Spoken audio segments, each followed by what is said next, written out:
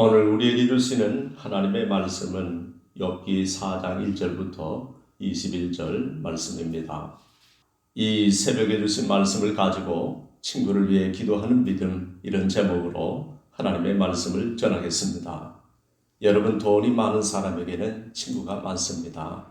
힘이 있고 권력 있는 사람에게도 친구가 많습니다. 또 더 그렇고 마음이 넓은 사람에게도 친구가 많습니다. 욥은 부자였고 돈의 힘을 가진 자였고 영향력이 있는 사람이었기 때문에 친구가 많았습니다.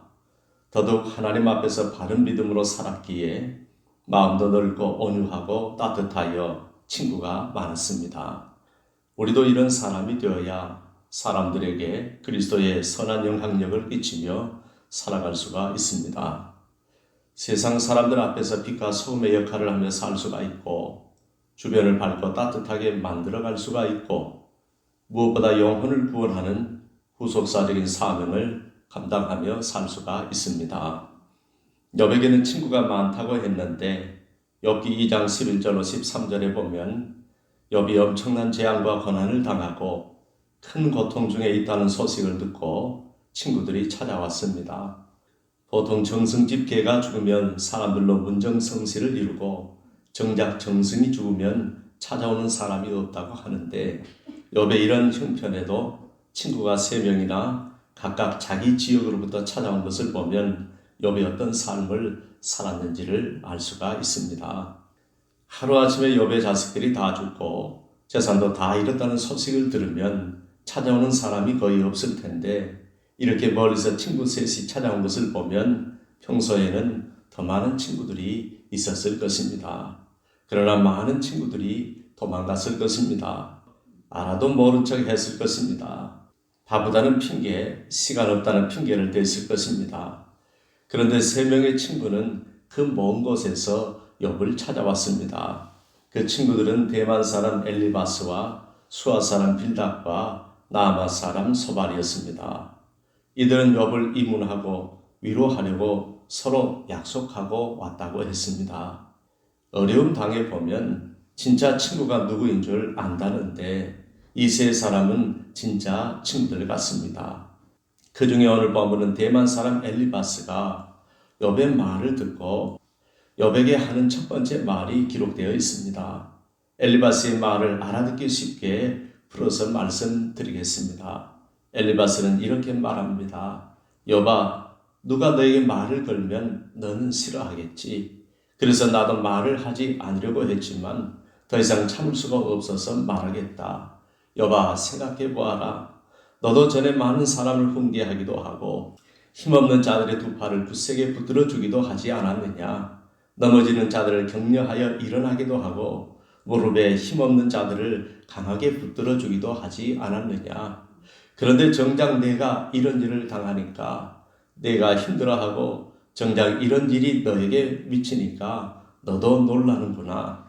그동안은 하나님을 경외하는 것은 내 자랑이었고 온전한 길을 걷던 것이 내 소망이 아니었냐. 그런데 욥아, 잘 생각해 보아라. 죄 없는 사람이 망한 일이 있더냐? 정직한 사람이 멸망한 일이 있더냐? 내가 보기에는 악으로 밭을 갈고 독을 뿌리는 자는 다 그대로 거두게 되더라. 그들 모두가 하나님의 입기운에 멸망하고 그의 콧김에 사라지더라.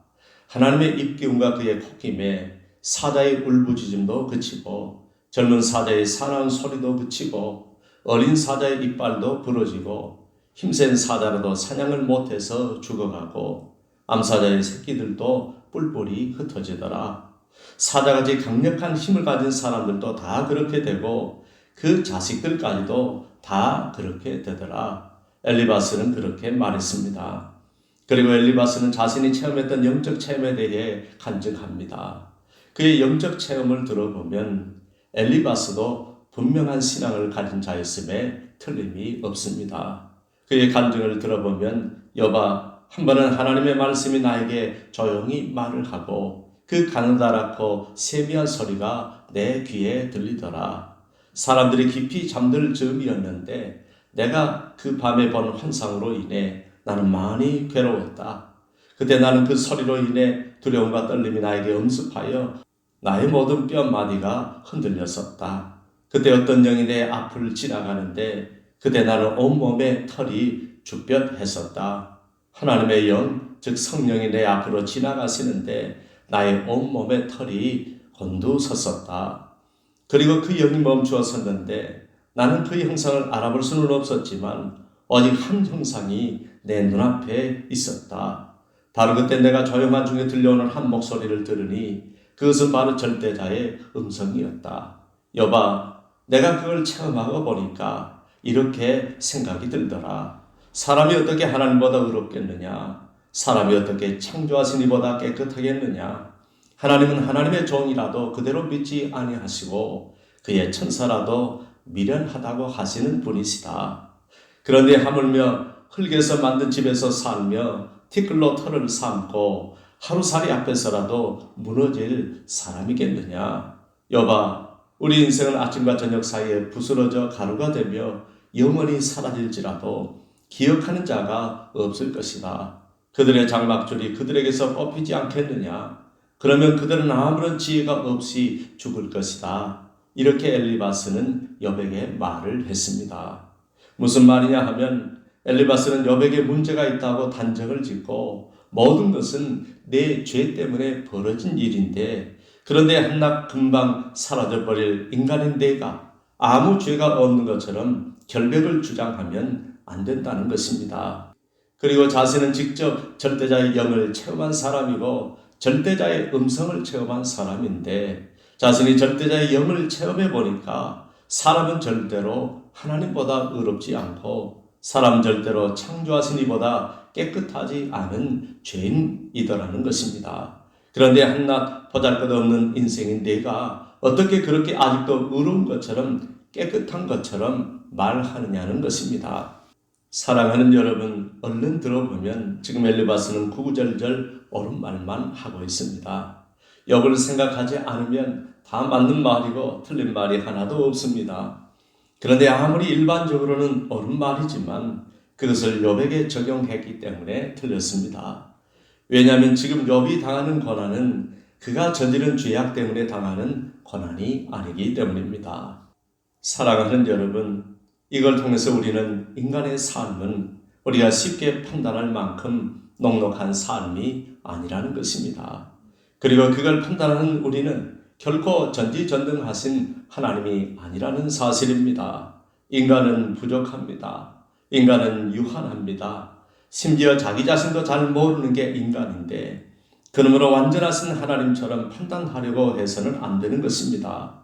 우리 인생을 정확하게 판단하실 분은 오직 하나님 한 분밖에 없습니다. 하나님만이 다 하시기에 하나님만 바르게 판단할 수 있습니다.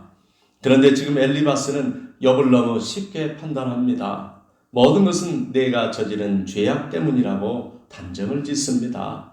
엘리바스가 체험적인 신앙이라도 잘못된 신앙관 때문에 잘못된 판단을 한 것입니다. 그리고 가슴이 미어지도록 아픈 욥, 보통의 사람들은 감당할 수 없는 고난을 받는 욥인데도 정죄하고 책망했습니다. 사랑하는 여러분, 이걸 보면 아무리 우리가 말씀을 많이 알고 바르게 알아도 우리는 완전한 자가 아니기 때문에 잘못된 판단을 하고 오류에 빠질 수 있다는 사실을 알아야 합니다. 아무리 내가 하나님을 체험하고 성령님을 체험하고 그분의 음성을 들은 체험자라 할지라도 체험을 했기 때문에 옳은 것이 아니라 잘못 판단하고 잘못 해석하고 잘못 적용하면 잘못될 수 있다는 것을 알아야 합니다. 그리고 인간의 유한함, 지혜의 부족함, 판단의 불완전함을 인정하고 하나님 앞에서 겸손한 신앙을 가져야 한다는 것입니다. 오직 하나님만 옳으신 분이시기에 우리 어떤 사람을 함부로 판단하고 쉽게 정죄해서는 안 된다는 사실입니다. 오히려 오늘 엘리바스에게 부족한 것이 있다면 어리석은 인간의 판단을 내려놓고 안타까운 친구를 위해 기도했었더라면 하는 마음이 있습니다. 사랑하는 여러분, 우리가 쉽게 판단할 수 없는 문제, 쉽게 위로할 수 없는 문제, 쉽게 해결해 줄 수 없는 문제 앞에서 우리 인간이 할 수 있는 것은 무엇보다 기도하는 일입니다. 하나님 아버지, 사람의 위로는 한계가 있습니다. 사람의 능력은 한계가 있습니다. 사람의 지혜는 한계가 있습니다. 그러니 아버지께서 도와주십시오.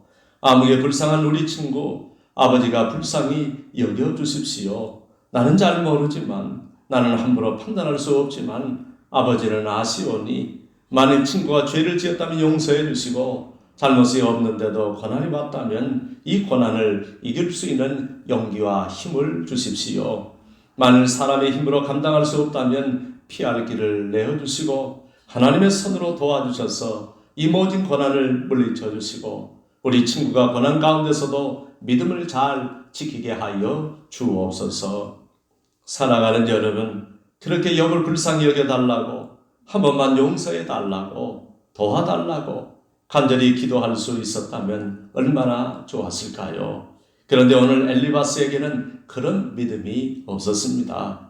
사랑하는 여러분, 우리는 누군가 고난을 당하고 있다면 정죄보다는 그를 위해 기도하십시다.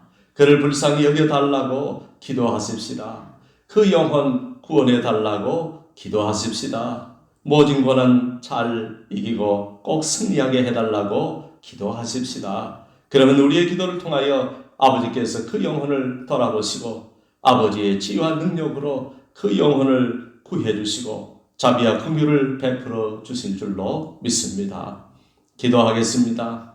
하나님 아버지, 이제는 남을 쉽게 판단하지 않게 하시고 남을 쉽게 정죄하지 않게 하시고 하나님 앞에서 늘 겸손하게 하시고 그 불쌍한 영혼을 위하여 기도하는 믿음의 사람이 되게 하여 주옵소서.